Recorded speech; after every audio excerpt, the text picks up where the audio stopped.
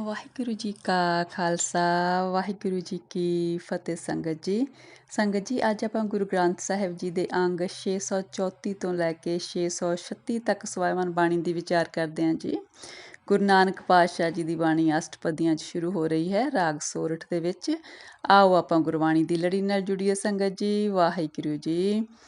ਸੋਰਠ ਮਹੱਲਾ ਪਹਿਲਾ। ਘਰ ਪਹਿਲਾ ਅਸ਼ਟਪਦੀਆਂ ਚੌਤੁਕੀ। ਇੱਕ ਓਂਕਾਰ ਸਤਿਗੁਰ ਪ੍ਰਸਾਦ।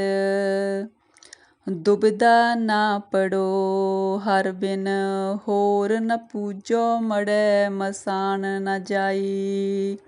ਤ੍ਰਿਸ਼ਨਾ ਰਾਚ ਨ ਪਰ ਕਰ ਜਾਵਾ ਤ੍ਰਿਸ਼ਨਾ ਨਾਮ ਬੁਝਾਈ।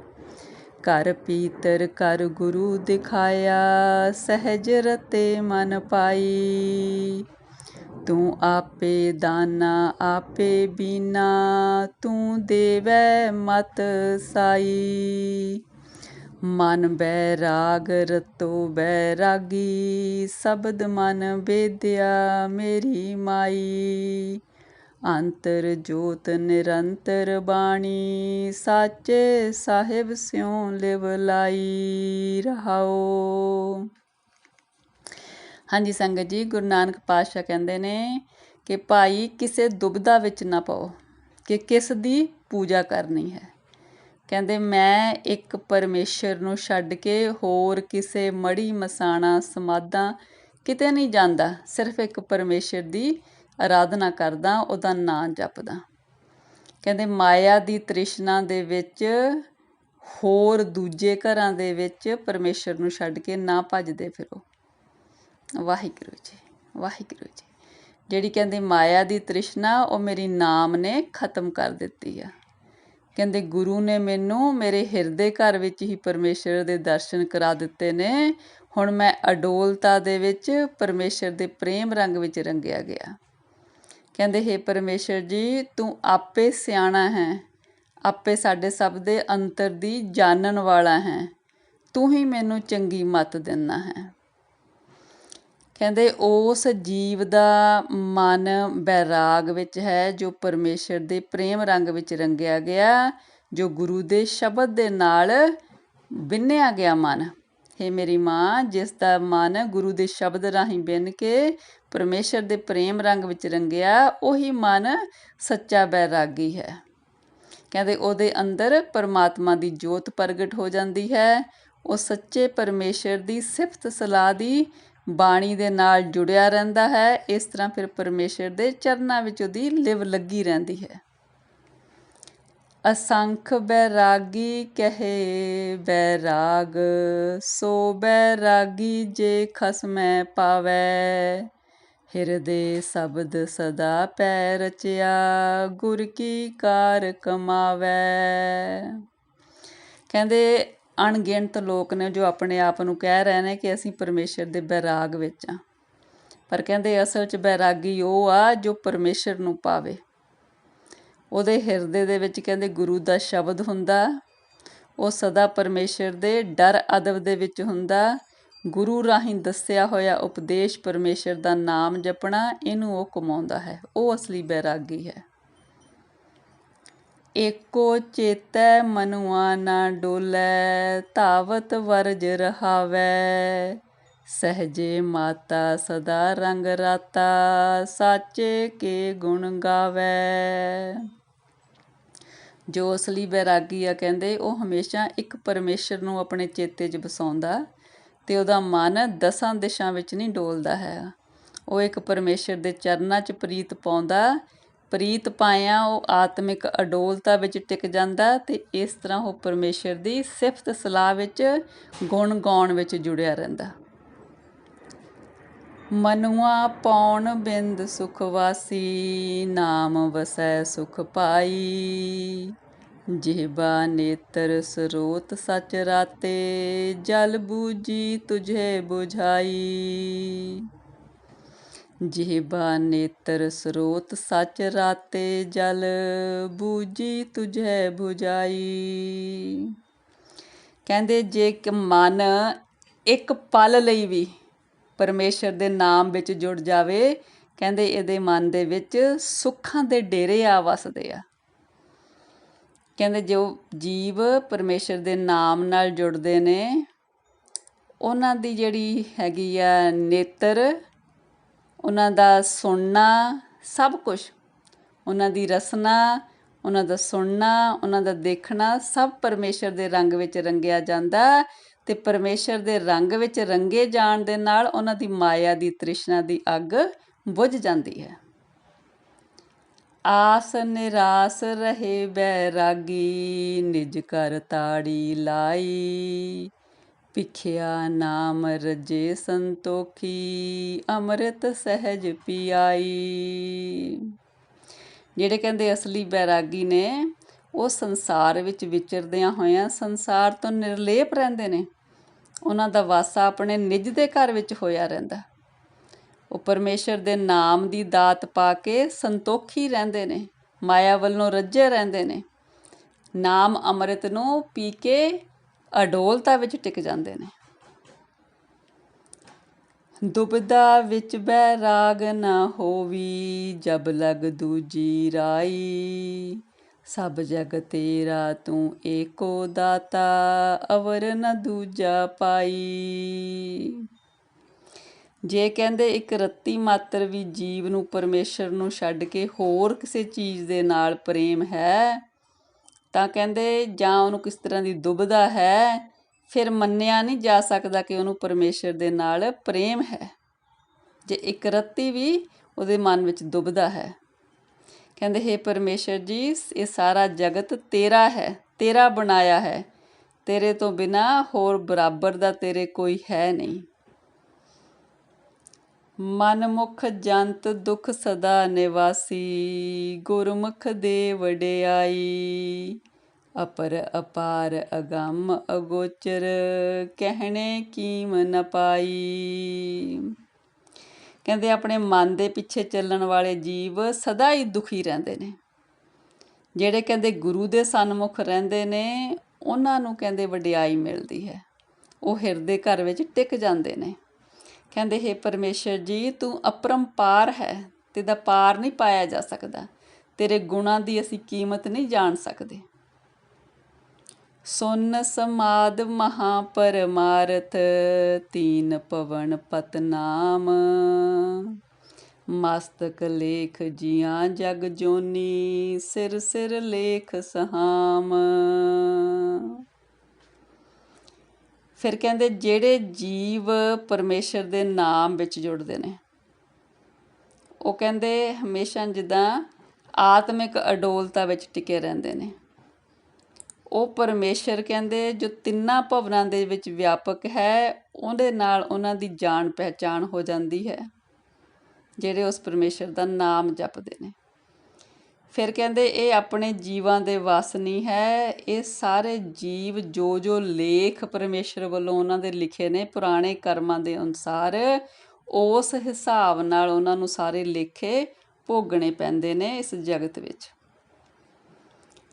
ਕਰਮ ਸੁਕਰਮ ਕਰਾਏ ਆਪੇ, ਆਪੇ ਭਗਤ ਦ੍ਰਿੜਾਮ, ਮਨ ਮੁਖ ਝੂਠ ਲਹੇ ਪੈਮਾਨ, ਆਪੇ ਗਿਆਨ ਅਗਾਮ। ਕਹਿੰਦੇ ਜੇ ਕਿਸੇ ਤੋਂ ਚੰਗੇ ਮਾੜੇ ਕਰਮ ਨੇ, ਉਹ ਪਰਮੇਸ਼ਰ ਵੱਲੋਂ ਹੀ ਕਰਵਾਏ ਜਾਂਦੇ ਨੇ। ਪਰਮੇਸ਼ਰ ਆਪ ਹੀ ਕਿਸੇ ਜੀਵ ਨੂੰ ਆਪਣੀ ਭਗਤੀ ਦ੍ਰਿੜ ਕਰਵਾਉਂਦਾ ਹੈ। ਜਿਹੜੇ ਕਹਿੰਦੇ ਮਨਮੁਖ ਨੇ, ਆਪਣੇ ਮਨ ਦੇ ਪਿੱਛੇ ਚੱਲਣ ਵਾਲੇ, ਉਹਨਾਂ ਵਿੱਚ ਵਿਕਾਰਾਂ ਦੀ ਜੂਠ ਹੁੰਦੀ ਆ। ਜੂਠ ਉਹਨਾਂ ਦੀ ਮਨਮੁਖ ਝੂਠ ਲਹੇ ਪੈਮਾਨ, ਉਹਨਾਂ ਦੀ ਜੂਠ ਵੀ ਉਤਰ ਜਾਂਦੀ ਆ ਜਦੋਂ ਉਹ ਪਰਮੇਸ਼ਰ ਦੇ ਡਰ ਅਦਬ ਵਿੱਚ ਆਉਂਦੇ ਨੇ।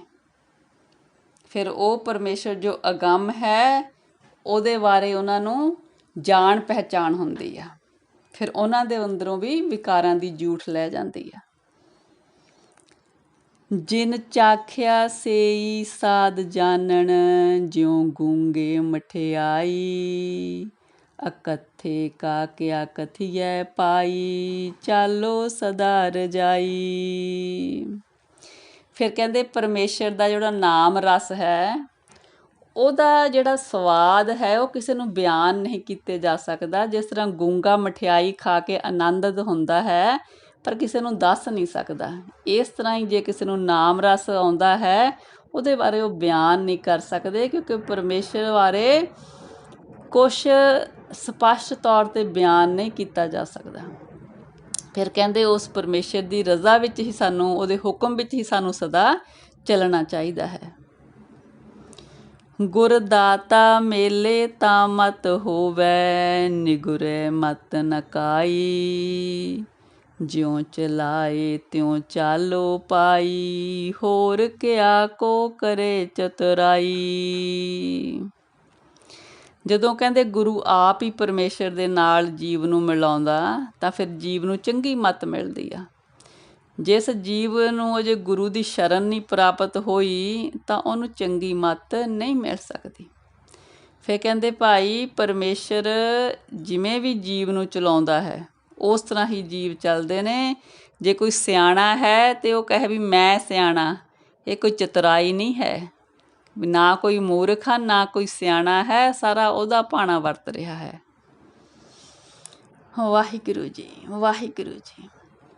ਇੱਕ ਭਰਮ ਭੁਲਾਏ ਇੱਕ ਭਗਤੀ ਰਾਤੇ, ਤੇਰਾ ਖੇਲ ਅਪਾਰਾ, ਜਿਤ ਤੁਧ ਲਾਏ ਤੇਹਾ ਫਲ ਪਾਇਆ, ਤੂੰ ਹੁਕਮ ਚਲਾਵਣ ਹਾਰਾ।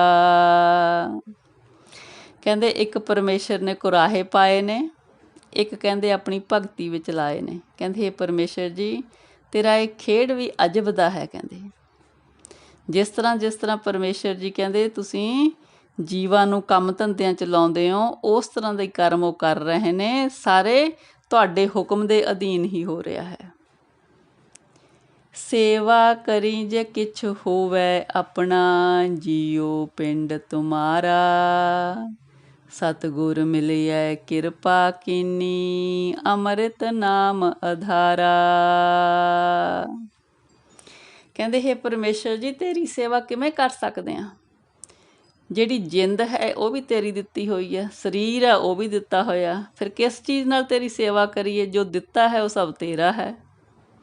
ਸੇਵਾ ਤਾਂ ਉਹਦੇ ਨਾਲ ਹੀ ਕਰ ਸਕਦੇ ਜੋ ਸਾਡੀ ਆਪਣੀ ਆ, ਸਾਡਾ ਆਪਣਾ ਤਾਂ ਕੁਛ ਹੈ ਹੀ ਨਹੀਂ ਗਾ। ਕਹਿੰਦੇ ਜਦੋਂ ਕਹਿੰਦੇ ਸਤਿਗੁਰ ਨੇ ਕਿਰਪਾ ਕੀਤੀ, ਸਤਿਗੁਰ ਦੀ ਸ਼ਰਨ ਮਿਲੀ ਤਾਂ ਪਰਮੇਸ਼ਰ ਦੇ ਨਾਮ ਦਾ ਆਸਰਾ ਮਿਲ ਗਿਆ। ਉਹ ਨਾਮ ਜੋ ਅੰਮ੍ਰਿਤ ਰੂਪੀ ਹੈ, ਜੋ ਸਦਾ ਦੇ ਰਹਿਣ ਵਾਲਾ ਹੈ।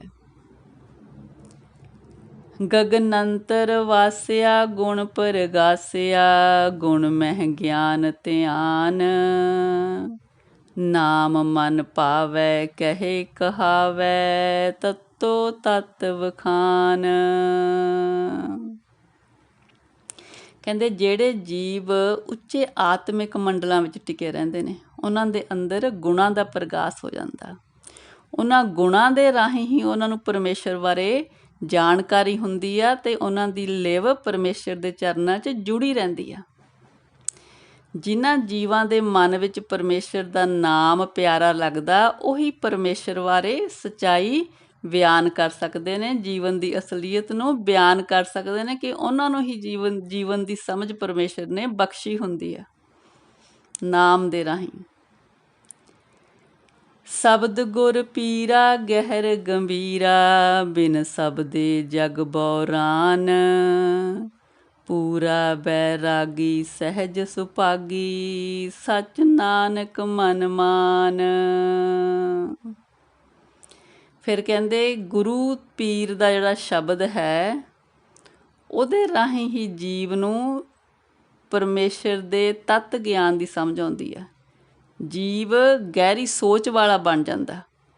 ਸ਼ਬਦ ਤੋਂ ਬਿਨਾਂ ਜਗ ਬੌਰਾਨਾ ਹੈ, ਜਗਤ ਬੌਰਾਨਾ ਹੈ। ਕਹਿੰਦੇ ਜੇ ਕਹਿੰਦੇ ਕੋਈ ਪੂਰਾ ਬੈਰਾਗੀ ਬਣਿਆ ਹੈ, ਪਰਮੇਸ਼ਰ 'ਚ ਲਿਵ ਲੱਗੀ ਹੈ, ਉਹ ਵੱਡੇ ਭਾਗਾਂ ਵਾਲਾ ਹੈ।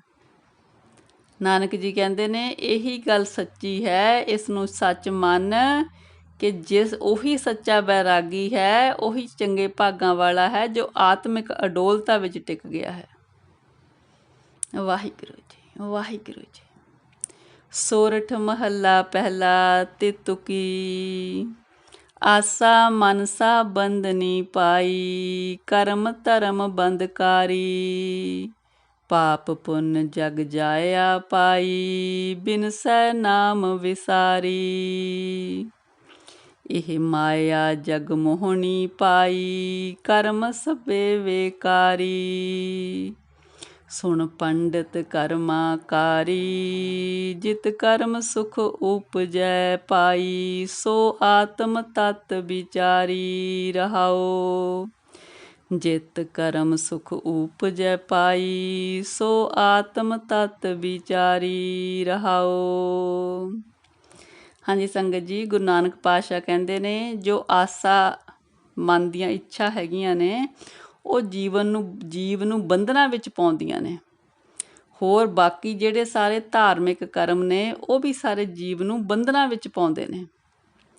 ਜਿਹੜੇ ਪਾਪ ਪੁੰਨ ਨੇ ਇਹਦੇ ਕਰਕੇ ਜੀਵ ਦਾ ਜਨਮ ਹੁੰਦਾ ਤੇ ਜੀਵ ਪਰਮੇਸ਼ਰ ਦਾ ਨਾਮ ਵਿਸਾਰ ਕੇ ਆਤਮਿਕ ਮੌਤੇ ਮਰ ਜਾਂਦਾ। ਜਿਹੜੀ ਇਹ ਮਾਇਆ ਕਹਿੰਦੇ ਇਹ ਜੱਗ ਨੂੰ ਮੋਹਣ ਵਾਲੀ ਹੈ, ਜੱਗ ਨੂੰ ਇਹਨੇ ਗਲਤ ਪਾਸੇ ਲਾਇਆ ਹੈ ਤੇ ਸਾਰੇ ਮਾਇਆ ਦੇ ਅਧੀਨ ਜਿਹੜੇ ਕਰਮ ਕੀਤੇ ਜਾਂਦੇ ਨੇ ਉਹ ਸਭ ਵਿਅਰਥ ਨੇ। ਕਹਿੰਦੇ ਹੇ ਪੰਡਿਤ, ਜੋ ਸਾਰੇ ਤੂੰ ਧਾਰਮਿਕ ਕਰਮ ਕਰ ਰਿਹਾ ਉਹ ਸਾਰੇ ਤੇਰੇ ਵਿਅਰਥ ਨੇ। ਕਹਿੰਦੇ ਜਦੋਂ ਤੱਕ ਲਿਵ ਅੰਦਰੋਂ ਪਰਮੇਸ਼ਰ ਦੇ ਚਰਨਾਂ 'ਚ ਨਹੀਂ ਜੁੜੀ। ਫਿਰ ਕਹਿੰਦੇ ਉਹੀ ਕਰਮ ਕਰਨੇ ਚਾਹੀਦੇ ਨੇ ਜਿਸ ਦੇ ਨਾਲ ਜੀਵ ਨੂੰ ਸੁੱਖ ਪ੍ਰਾਪਤ ਹੁੰਦਾ ਹੈ। ਉਹ ਕਰਮ ਹੈ ਆਪਣੇ ਅੰਤਰ ਆਤਮੇ ਦੀ ਅਸਲੀਅਤ ਨੂੰ ਪਹਿਚਾਨਣਾ, ਆਪਣੇ ਅੰਤਰ ਆਤਮੇ ਨੂੰ ਪਹਿਚਾਨਣਾ ਕਿ ਹਿਰਦੇ 'ਚ ਕੀ ਹੈ। ਹਿਰਦੇ 'ਚ ਕੌਣ ਹੈ? ਪਰਮਾਤਮਾ। ਉਹਦੇ ਨਾਲ ਸਾਂਝ ਪਾਉਣੀ। ਸਾਸਤ ਬੇਦ ਬਕੈ ਖੜੋ ਪਾਈ, ਕਰਮ ਕਰੋ ਸੰਸਾਰੀ। ਪਾਖੰਡ ਮੈਲ ਨਾ ਚੂਕਈ ਪਾਈ, ਅੰਤਰ ਮੈਲ ਵਿਕਾਰੀ। ਇਨ ਬਿਦ ਡੂਬੀ ਮਾਕੁਰੀ ਪਾਈ, ਊਂਡੀ ਸਿਰ ਕੈ ਪਾਰੀ।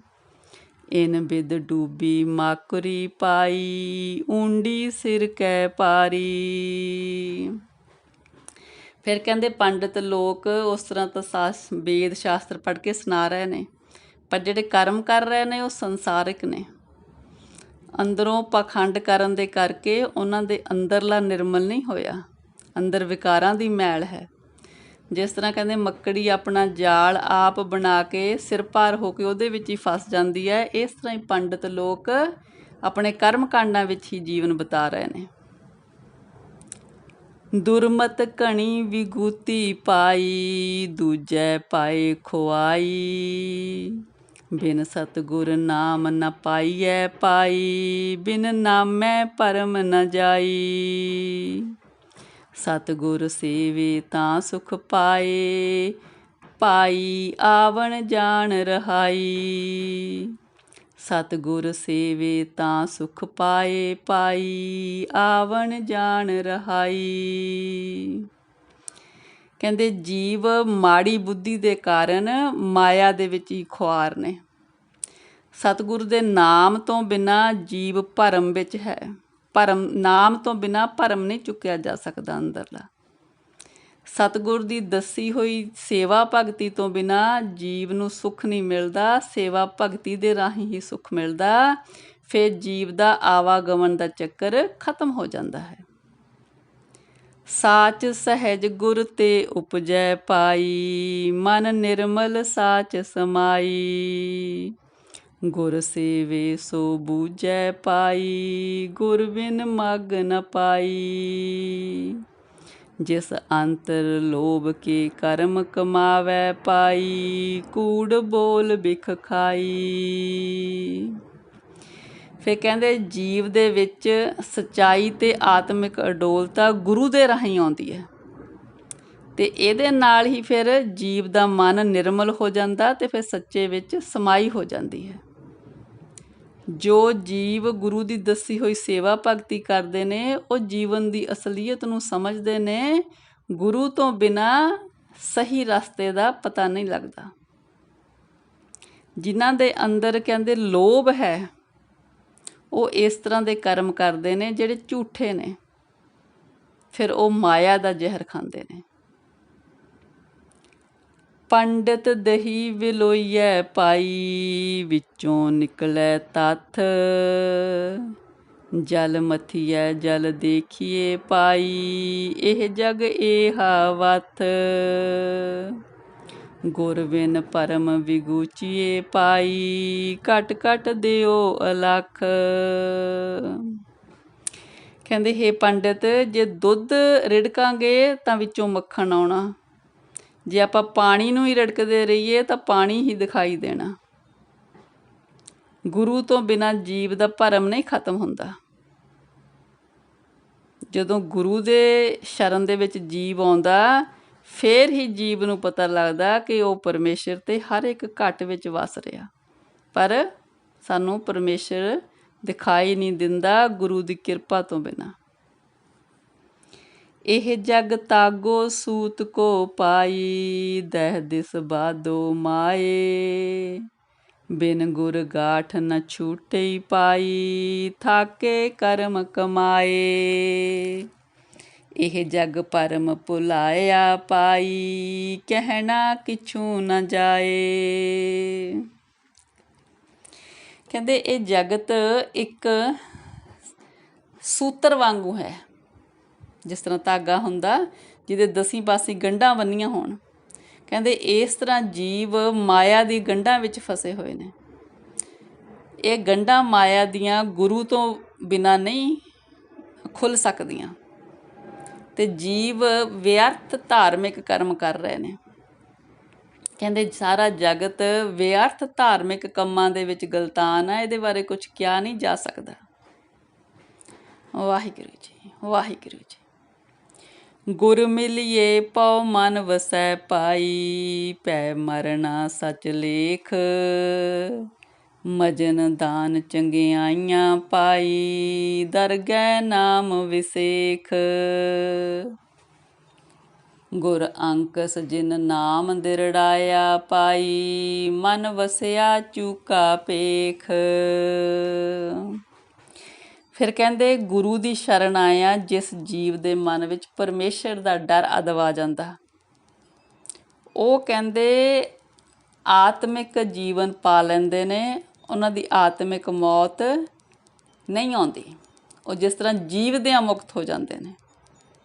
ਫਿਰ ਉਹਨਾਂ ਦਾ ਸਿਰ 'ਤੇ ਸੱਚਾ ਲੇਖ ਲਿਖ ਜਾਂਦਾ, ਉਹ ਅਟੱਲ ਹੋ ਜਾਂਦੇ ਨੇ, ਆਵਾਗਮਨ ਦੇ ਚੱਕਰ 'ਚੋਂ ਨਿਕਲ ਜਾਂਦੇ ਨੇ। ਜਿਹੜੇ ਕਹਿੰਦੇ ਪਰਮੇਸ਼ਰ ਦੇ ਨਾਮ ਦੇ ਵਿੱਚ ਇਸ਼ਨਾਨ ਕਰਦੇ ਨੇ, ਉਹਨਾਂ ਦਾ ਨਾਮ ਦਰਗਾਹ ਦੇ ਵਿੱਚ ਵਿਸੇਖ ਹੋ ਜਾਂਦਾ, ਉਹ ਦਰਗਾਹ ਦੇ ਵਿੱਚ ਕਬੂਲ ਹੋ ਜਾਂਦੇ ਨੇ। ਜਿਨ੍ਹਾਂ ਦੇ ਸਿਰ 'ਤੇ ਕਹਿੰਦੇ ਗੁਰੂ ਦਾ ਨਾਮ, ਜਿਸ ਤਰ੍ਹਾਂ ਹਾਥੀ ਦੇ ਸਿਰ 'ਤੇ ਅੰਕੁਸ਼ ਹੁੰਦਾ, ਗੁਰੂ ਦੇ ਨਾਮ ਦਾ ਅੰਕੁਸ਼ ਹੈ। ਜਿਨ੍ਹਾਂ ਦੇ ਅੰਦਰ ਗੁਰੂ ਨੇ ਨਾਮ ਦ੍ਰਿੜ ਕਰਵਾ ਦਿੱਤਾ ਹੈ, ਉਹਨਾਂ ਦੇ ਮਨ ਦੇ ਵਿੱਚ ਪਰਮੇਸ਼ਰ ਆਪ ਵਸ ਜਾਂਦਾ ਹੈ। ਫਿਰ ਉਹ ਜਿਹੜੇ ਧਾਰਮਿਕ ਵਿਖਾਵੇ ਦੇ ਕੰਮ ਨੇ, ਉਹ ਸਾਰੇ ਉਹ ਛੱਡ ਦਿੰਦੇ ਨੇ। ਉਹ ਅਸਲੀਅਤ ਦੇ ਵਿੱਚ ਪਰਮੇਸ਼ਰ ਦੇ ਨਾਲ ਪਿਆਰ ਕਰਦੇ ਨੇ। ਇਹ ਤਨ ਹਾਟ ਸਰਾਫ ਕੋ ਪਾਈ, ਵਖਰ ਨਾਮ ਅਪਾਰ। ਇਹ ਵਖਰ ਵਪਾਰੀ ਸੋ ਦ੍ਰਿੜੈ ਪਾਈ, ਗੁਰ ਸ਼ਬਦ ਕਰੇ ਵਿਚਾਰ। ਧਨ ਵਪਾਰੀ ਨਾਨਕਾ ਪਾਈ, ਮੇਲ ਕਰੇ ਵਪਾਰ।